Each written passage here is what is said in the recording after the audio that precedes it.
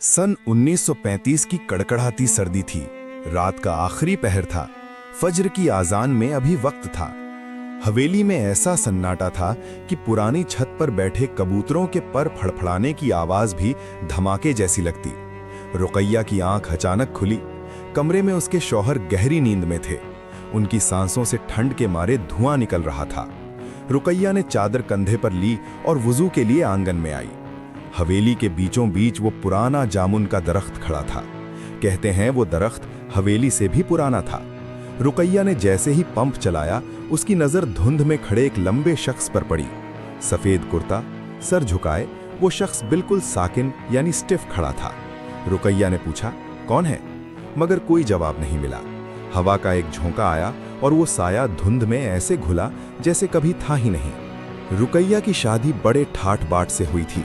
सब कहते थे किस्मत खुल गई, मगर इस हवेली में कदम रखते ही उसे एहसास हुआ कि यहाँ रईसी से ज्यादा राज बसे हैं।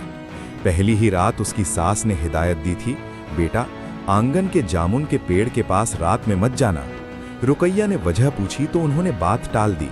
मगर दूसरे दिन रसोई में जब वो मसाला पीस रही थी, उसे लगा कोई उसके कान के बिल्कुल पास खड़ा है। इतने करीब कि उसकी सांस की गर्मी रुकैया ने महसूस की। एक मर्दाना आवाज गूंजी, तुम बहुत खूबसूरत हो। रुकैया के हाथ से सिलबट्टा छूट गया। जब वो मुड़ी तो पीछे कोई नहीं था। बाकी औरतें अपने काम में लगी थीं, उन्हें कुछ सुनाई नहीं दिया। एक रात रुकैया गहरी नींद में थी कि अचानक कमरे की हवा भारी हो गई।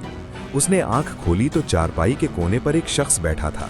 सफेद कुर्ता, घुंघराले बाल और ऐसी गहरी आंखें जो उसे लगातार निहार रही थीं। रुकैया का दिल डूबने लगा, पर अजब बात यह थी कि उसे डर नहीं लग रहा था। उसने हिम्मत करके पूछा, कौन हो तुम? वो शख्स मुस्कुराकर बोला, मेरा नाम अल अहमर है। मैं सालों से इस जामुन में रहता हूँ। जिस दिन तुम इस घर की दहलीज पर आई, उसी दिन से मेरा दिल तुम्हारा हो गया। रुकैया ने कांपते हुए कहा, मैं निकाहशुदा हूँ, अल्लाह से डरो। अल अहमर ने सर झुकाया और बिना दरवाजा खोले धुंध बनकर दीवार से निकल गया। उस रात के बाद घर में अजीब घटनाएं होने लगीं। सूखते कपड़ों पर ऐसे निशान मिलते जैसे किसी ने उन्हें सुलगती आग से छुआ हो। बच्चों के जिस्म पर बिना वजह खरोंचें आने लगीं। रसोई में रखा खाना अचानक कड़वा हो जाता। रुकैया अब कमजोर होने लगी थी। उसकी आंखों के नीचे काले घेरे पड़ गए थे। एक शाम उसने देखा कि अल अहमर दरख्त की सबसे ऊंची टहनी पर बैठा उसे देख रहा है।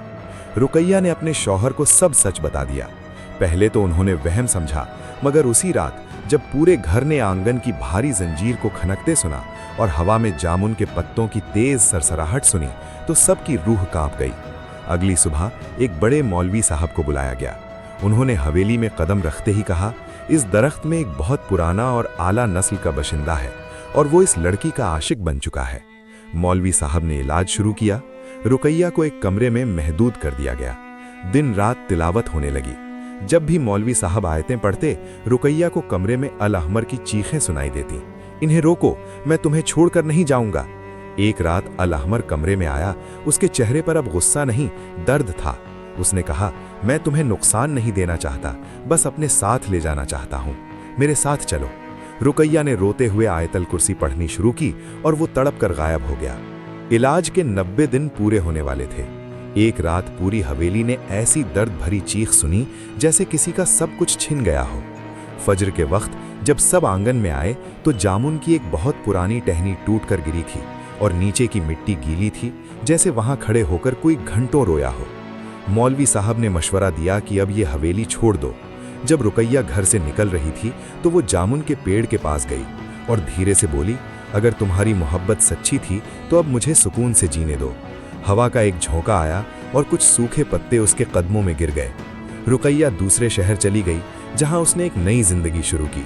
आज वो खुश है, उसके बच्चे हैं, मगर वो हमेशा कहती है, पुराने पेड़ों और सुनसान जगहों का एहतराम करो और नमाज कभी मत छोड़ो।